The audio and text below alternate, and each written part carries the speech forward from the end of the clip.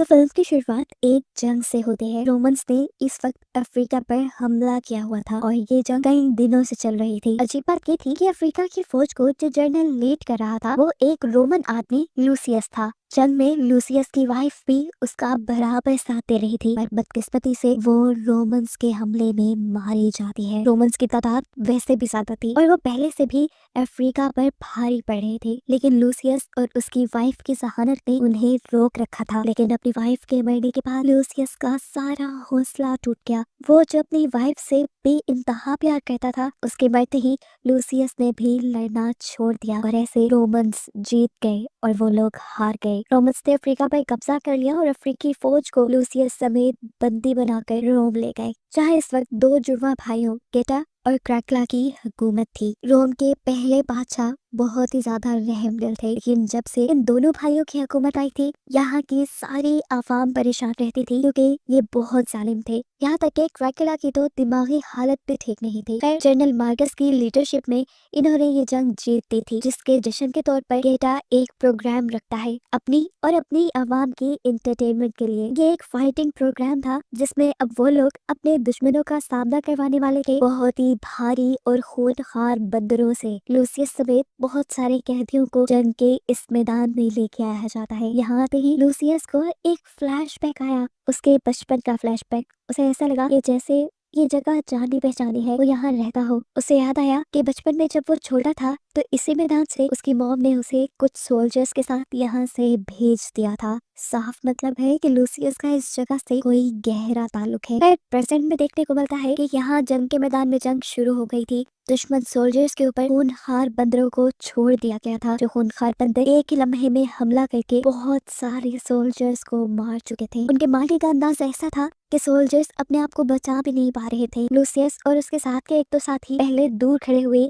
ये नजारा देखते रहे और फिर अपनी हिम्मत, अकल और बहादुरी से उन्होंने आगे बढ़कर उन बंदरों का मुकाबला किया। पीछे से उनके ऊपर हमला करते हुए उनको काबू करके आखिर ये लोग उन्हें मारने में कामयाब हो ही गए। यहाँ हम नोटिस करते हैं कि लूसियस को लड़ते हुए रोम के एक्स जनरल मैक्रिनस बहुत ही गौर से दिख रहे थे और इस गेम प्रोग्राम के खत्म होते ही वो लूसियस को अपने पास भी बुलाते हैं। वो लूसियस से मिलते ही पहले उसकी तारीफ करते हैं, उसकी लड़ाई और हौसले की। वो उससे कहते हैं, मैंने तुम्हारी ताकत देखी है और उससे देखते हुए मैं ये चाहता हूँ कि तुम मेरे लिए लड़ो, मेरे ग्लैडिएटर बन जाओ, जिसके बदले में मैं तुम्हें एक बहुत ही अच्छी शानदार जिंदगी दूंगा। पर ना तुम जानते तो हो कि यहाँ कैदियों के साथ क्या सलूक किया जाता है। ऑफर जनरल मैक्रिनस की बुरी नहीं थी, लेकिन इस ऑफर को सुनते ही लूसियस हंसने लगा। जनरल सवालिया नजरों से उसे देख रहे थे। तब लूसियस ने कहा, मैं यहाँ किसी और मकसद से नहीं आया, मैं यहाँ आया हूँ तो आपके जनरल मार्कस की मौत के लिए। मुझे उसका सर चाहिए क्योंकि उसने मेरी बीवी को मारा है। ये सुनते ही जनरल उसे कहते हैं, तुम्हारा काम मेरे जिम्मे, तुम्हें मार्कस का कटा हुआ सर मिल जाएगा, लेकिन इसके बदले तुम मेरी बात मानोगे। सीन कट होकर अब हमें जनरल मार्कस को उनकी वाइफ लुसीला के साथ दिखाया जाता है। लुसीला रोम की शहजादी थी। ये रोम पहले उसके डैड का था और उसके डैड के मरने के बाद ये सारा रोम लुसीला के हस्बैंड को दे दिया गया, जिसकी भी एक जंग में मौत हो गई। और अब लुसीला की जनरल मार्कस से शादी की गई थी। यहाँ जनरल मार्कस लुसीला से बात कर रहे थे कि अब इस हुकूमत के हकदार वो है, गेटा और कारकला नहीं। इसीलिए उन्होंने बगावत का प्लान किया है और कुछ दिन बाद वो खुद गेटा और कारकला के खिलाफ एक बड़ी जंग रखने वाले हैं। कई सीन कट होकर हमें दिखाया जाता है कि लूसियस को दोबारा एक ग्लैडिएटर से यानी एक प्रोफेशनल फाइटर से लड़ने के लिए बुलाया गया था और ये फाइट भी सिर्फ यहाँ के एम्परर्स यानी यहाँ के हुक्मरानों की इंटरटेनमेंट के लिए रखी गई थी। इस मर्तबा जो ग्लैडिएटर लूसियस के मुकाबले में आया था वो सालों से चैंपियन रहा था और आज तक उसे कोई हरा नहीं पाया। इसी वजह से वो लूसियस पे भी भारी पड़ता रहा, लेकिन लूसियस ने भी हिम्मत नहीं हारी। पहले अपने डिफेंस के लिए लड़ा और आखिर फिर सामने वाले ग्लैडिएटर की कमजोरी को भांपते हुए उसके हाथों को पकड़कर कंट्रोल करते हुए उसी के चाकू से उसे स्टैब करके मार देता है। ये वो टाइम था जब सब हैरानी से खड़े हो गए थे। लूसियस ने अब तक के सबसे एक्सपीरियंस ग्लैडिएटर को मार डाला था। गेटा भी इस टाइम लूसियस से इम्प्रेस होकर उसकी तारीफें करने लग जाता है। गेटा की तारीफ के जवाब में लूसियस ने यहाँ उसे एक पॉइंट कही ये पोइम बचपन में उसे उसकी मॉम ने सुनाई थी और ये रोमन लैंग्वेज में थी। सभी इस पोइम को सुनकर हैरान हो गए और फौरन जनरल मार्कस भी आके यहाँ से लूसियस को ले गए। जेल में जाने के बाद उन्होंने लूसियस से सवाल किया, आखिर तुम कहाँ से हो, तुम पैदा कहाँ पे हुए थे? क्योंकि अब ये पोइम सुनने के बाद उन्हें भी शक होने लगा था कि कहीं ये लुसीला का बेटा तो नहीं। लेकिन मैक्टर्नस के 100 मरतबा पूछने पर भी लूसियस इस बात को साफ नहीं बताता। सीन कट होकर अब हमें जनरल मार्कस को दिखाया जाता है जो अपनी बगावत की तैयारी कर रहे थे। इस वक्त यहाँ के सेनेटर, बहुत सारे हुकूमत के जासूस और खास लोग भी जनरल मार्कस का साथ देने को इसलिए तैयार हैं क्योंकि वो यहाँ के एम्परर यानी बादशाह गैटा की ज्यादतियों से तंग आ चुके हैं। जनरल मार्कस इन सबको बताते हैं कि उन्होंने अपनी खास एक फौज बनाई है जिसमें लगभग 5000 आदमी हैं और वो उसी फौज के जरिए इस महल के ऊपर हमला कर पाएंगे। अब अगला दिन आ जाता है और हम देखते हैं कि गैटा ने एक और ग्लैडिएटर के साथ लड़ाई रख ली थी, वो भी लूसियस और उसके आदमियों के लिए। इस मरतबा ग्लैडिएटर था एक राइनोसोर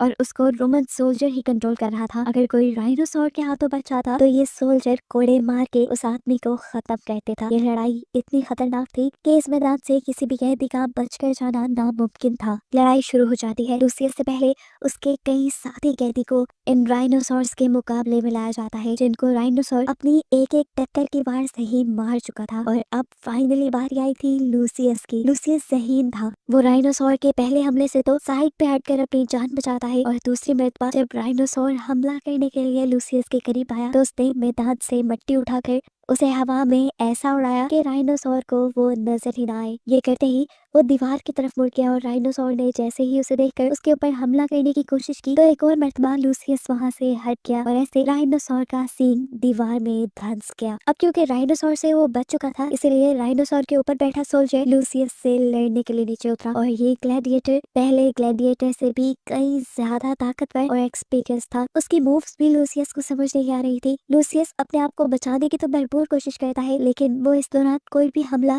सामने वाले ग्लैडिएटर पर नहीं कर पा रहा था। इससे पहले कि लूसियस अपनी कोई चाल चलता उससे पहले ही सामने वाला ग्लैडिएटर लूसियस के ऊपर हमला करके उसे नीचे गिरा देता है। यहाँ लड़ाई खत्म हो चुकी थी। वो ग्लैडिएटर लूसियस को जान से मारने ही वाला था लेकिन तभी गैटा ने एक इशारा करके ये लड़ाई रुकवा दी क्योंकि वो लूसियस को एक और मौका देना चाहता था। उसे लूसियस का टैलेंट पसंद आया था। लूसियस को मौका देते हुए गैटा ने वही पोइम पढ़ी थी जो पिछली गेम में जीतने के बाद लूसियस ने उसके लिए कही थी। गैटा के मुंह से ये पोइम सुनकर लूसीला को बहुत सारी पुरानी बातें याद आई। ये पोइम उसे सुनी सुनी लग रही थी लेकिन उसने ये कहाँ सुनी थी, कहाँ पढ़ी थी, उसे याद नहीं आ रहा था। कमरे में जाके भी वो इसी सोच में सी कश्मकश में पड़ी रही और आखिर उसे याद आ ही गया कि जब अपने हस्बैंड के मरने के बाद वो लूसियस यानी अपने बेटे को दूसरे सोल्जर्स के साथ यहाँ से भेज रही थी तो तब उसने अपने बेटे से ये पोइम कही थी। ये देखकर लूसीला समझ गई कि लूसियस कोई और नहीं बल्कि उसका सगा बेटा है। यहाँ फ्लैशबैक में हमें दिखाया जाता है कि आखिर क्यों लूसीला ने लूसियस को अपने से इतना दूर भेज दिया था। लूसियस के जब डैड एक जंग में मरे थे तो उस टाइम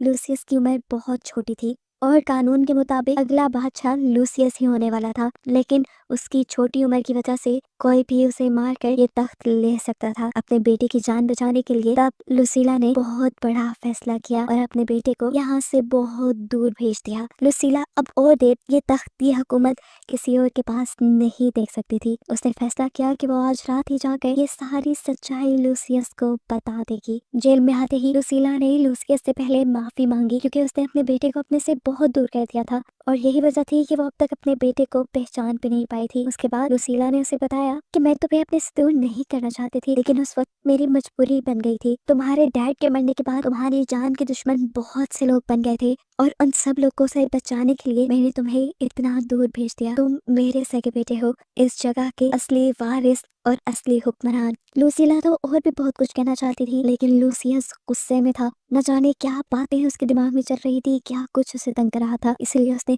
लूसीला को डांट कर यहाँ से भेज दिया। अब सीन कट होकर हमें अगला दिन दिखाया गया जहाँ दोबारा से लूसियस को एक और जंग में लड़ना था। ये लड़ाई पहले से कई ज्यादा खतरनाक थी। ये लड़ाई एक जहाज पे होनी थी जो जहाज एक ऐसे पानी में था जिस पानी के अंदर खुले भूखे शार्क छोड़े गए थे। अगर लूसियस हार जाता तो उसे पानी में फेंक दिया जाता और अगर वो लड़ते लड़ते खुद अपना बैलेंस खराब करके पानी में गिर जाता तो शार्क्स उसे खा लेती। इस मर्तबा भी वो बहादुरी से लड़ता है और अपने सामने वाले ग्लैडिएटर को मारकर वो एक तीर दोबारा उठाता है और जनरल मार्कस की तरफ फेंकता है। उसने ये वार इसलिए किया था क्योंकि जनरल मार्कस ने उसकी बीवी को मारा था और वो यहाँ पर सिर्फ जनरल मार्कस को मारने के लिए ही आया था। यहाँ पर लूसियस का निशाना चूक गया और तीर लगा गेटा की कुर्सी पर। मरा तो कोई भी नहीं, लेकिन जनरल मार्कस अपनी सिक्योरिटी के चलते यहाँ से उठ गए। वो अपने कमरे में गए तो हमने देखा वो अभी भी अपनी जंग की तैयारी में लगे हुए हैं। तब लूसीला उनके पास आई और उन्होंने सबसे बड़ी खबर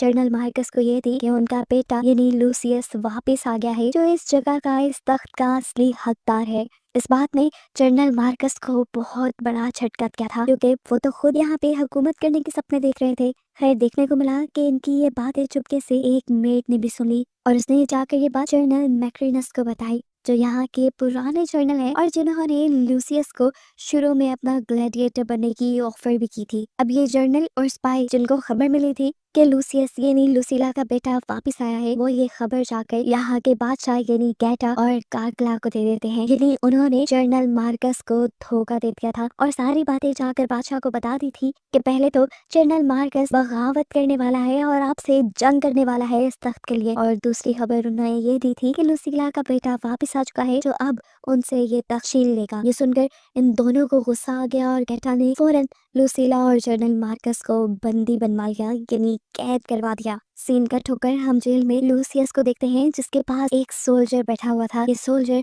उसे यहाँ की पुरानी कहानियां बता रहा था, यहाँ के पुराने ग्लैडिएटर्स और यहाँ के पुराने हुक्मरानों की कहानियां, जिसमें उसके डैड का नाम भी था मैक्सिमस। लूसियस इस आदमी के जरिए अपने डैड के बारे में और भी बहुत कुछ जानने की कोशिश करता है और यह आदमी उसे उसके डैड के बारे में बताते हुए एक ऐसी जगह पर ले जाते हैं जहाँ पर उसके डैड का आर्मर और उनकी तलवारें रखी हुई थी, जिन्हें देखकर लूसियस को काफी सारे अपने बचपन के फ्लैशबैक्स याद आए थे और उसे यकीन आ गया था कि लूसीला झूठ नहीं बोल रही, वो खुद मैक्सिमस और लूसीला का बेटा है। खैर, अगले दिन दिखाया जाता है कि बादशाह गेटा ने दोबारा एक और जंग रखती है। वही जंग, वही फाइटिंग प्रोग्राम जो हर रोज वो एंटरटेनमेंट के लिए रखते हैं, और इस मर्तबा उसने लड़ने के लिए बुलाया है अपने कैदी को, नए कैदी को, जो कि और कोई नहीं बल्कि जनरल मार्कस ही है। जनरल मार्कस एक बहुत ही पुराने ग्लैडिएटर थे, एक बहुत ही पुराने फाइटर थे जिनके आगे किसी का भी टिक पाना नामुमकिन था। उनके सामने यहाँ जितने भी ग्लैडिएटर भेजे जाते हैं, जनरल मार्कस बड़ी ही आराम से उनका मुकाबला करके उन्हें हराने में कामयाब हो जाते हैं। इसके बाद यहाँ पर बुलाया जाता है लूसियस को, वो भी गेटा के कहने पर। इस टाइम अब जनरल मार्कस और लूसियस के दरमियान में लड़ाई चल रही थी। लूसियस का तो मकसद था जनरल मार्कस को मारकर अपनी वाइफ का बदला लेना, लेकिन यहाँ लड़ते हुए जनरल मार्कस ने ही अपनी तलवार नीचे गिरा दी और लूसियस के सामने अपने आप को सरेंडर कर दिया, ये कहते हुए कि लूसियस, मैं तुम्हें जानता हूँ, तुम यहाँ के अगले सच्चे हुक्मरान हो। उसको इस तरह नीचे बैठा हुआ देखकर गेटा दूर से उठा और उसने लूसियस को हुक्म दिया कि वो जनरल मार्कस को मार दे, लेकिन लूसियस ने इस वक्त जनरल मार्कस को मारना ठीक नहीं समझा क्योंकि उसके सामने वाला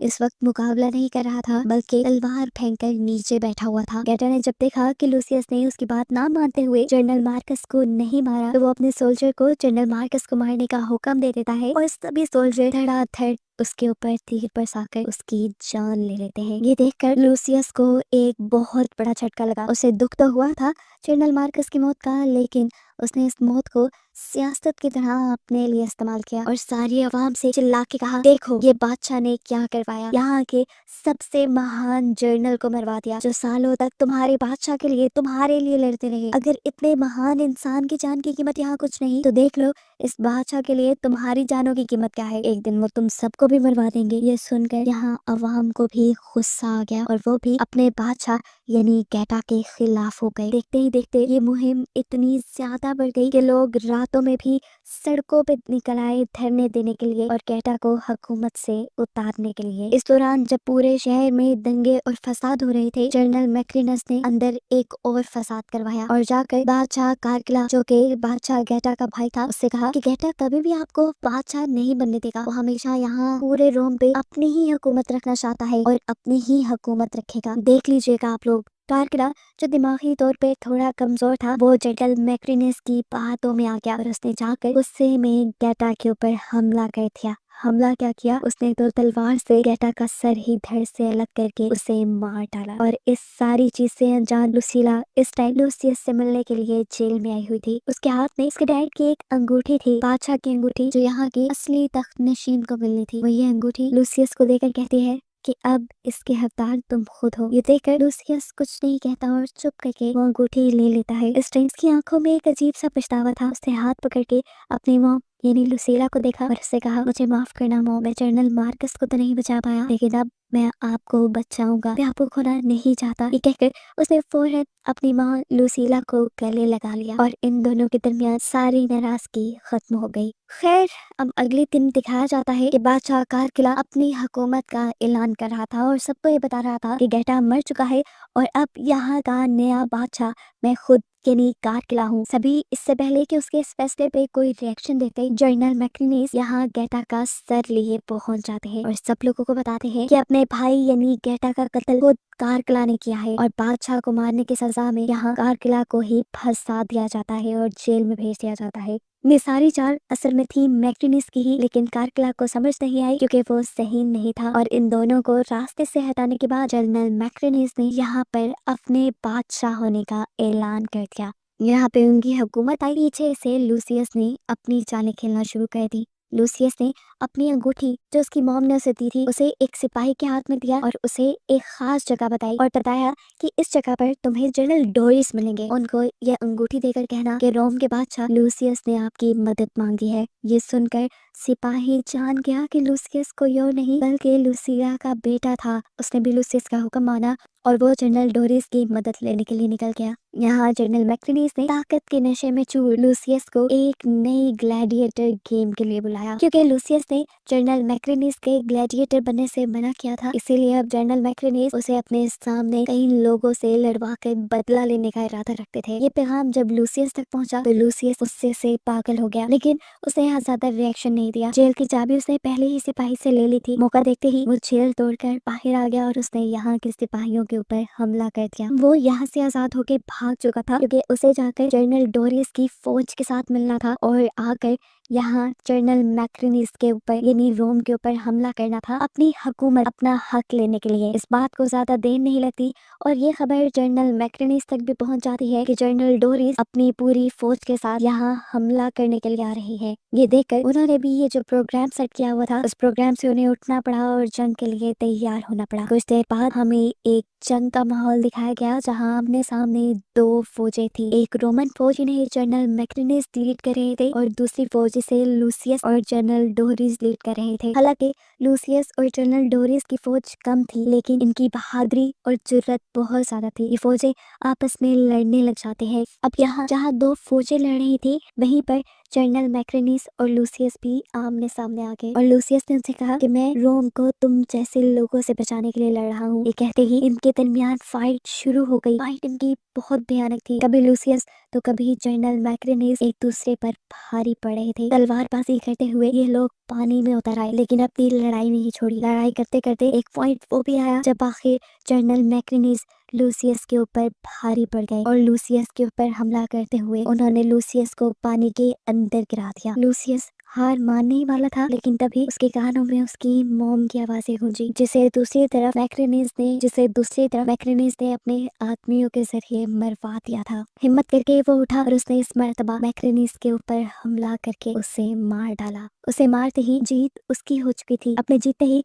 उसने यहाँ अपनी सारी आवाम से कहा, मेरे डैड यानी मैक्सिमस का ख्वाब था कि ये रोम एक ऐसा मुल्क बने जहाँ सबके लिए अमन हो, लेकिन बदकिस्मती से किसी हुक्मरान ने उनके सपने को पूरा नहीं होने दिया। लेकिन मैं उनके सपने को हकीकत में बदलूंगा। ये कहते ही सब लोग भी उसके लिए तालियां बजाते हैं और ये शो करते हैं कि वो लूसियस को अपना हुक्मरान अपना बादशाह मान चुके हैं। आखिर तक उसके असली हकदार को मिल जाता है और बस यही दिखाते हुए ये कहानी यहाँ खत्म हो जाती है।